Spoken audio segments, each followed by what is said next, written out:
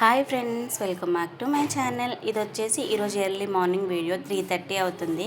ఎంత నిద్రపోదామని ట్రై చేసినా అస్సలు నిద్ర రావట్లేదు. ఆఖరికి శాస్త్రీ బామ్ ఉంటుంది కదా, శాస్త్రీ బామ్ కూడా పెట్టుకున్నాను. ఆ మంటకైనా కళ్ళు మూతలు పడతాయేమోనని చెప్పేసి అస్సలు నిద్ర రాకపోతే ఇంకా సరే అని చెప్పేసి కొన్ని పనులు ఉన్నాయి కదా అని వీటిని అయితే స్టార్ట్ చేశాను అన్నమాట.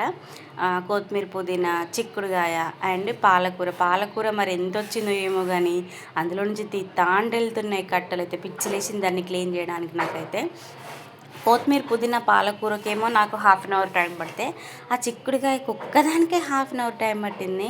అవి ఎటు చూసిన వంకర టింకర్ ఉన్నాయి. అసలు అవి ఓపెన్ చేస్తుండేనైతే హార్ట్ బీట్ ఎంత పెరుగుతుందంటే అంత ఘోరంగా ఉన్నాయి అన్నమాట దాంట్లో.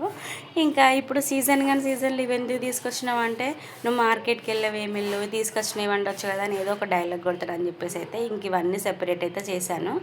ఇవన్నీ మళ్ళీ కట్ చేయాలన్నమాట. ఇక గింజలు అయితే ఘోరంగా ఉన్నాయి. వీటిని ఎవరో డైటింగ్ చేయమన్నట్టు మొత్తం అందులోకే పోయినాయి అన్నమాట. సో నాకు ఈ పనులన్నీ కంప్లీట్ అయ్యేసరికి 4:54 అయితే అయిపోయింది. ఇక ఎలాగ 5 అయింది కదా అని చెప్పేసి వంట పని కూడా స్టార్ట్ చేశాను అన్నమాట.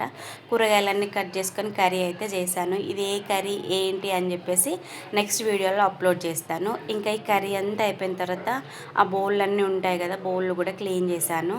బౌళ్ళు కూడా క్లీనింగ్ అదంతా అయిపోయిన తర్వాత బియ్యం ఉంటాయి కదా, బియ్యం కూడా మంచిగా అంత శుభ్రంగా కడిగి రైస్ కుక్కర్లో అయితే పెట్టేశాను. రైస్ కుక్కర్లో పెట్టేసి మా హస్బెండ్కి ఇక్కడ ఒక మాట చెప్పాను. ఏంటిదంటే, నువ్వు ఎప్పుడు లేచినా రైస్ కుక్కర్ స్విచ్ ఆన్ చేయని చెప్పేసి.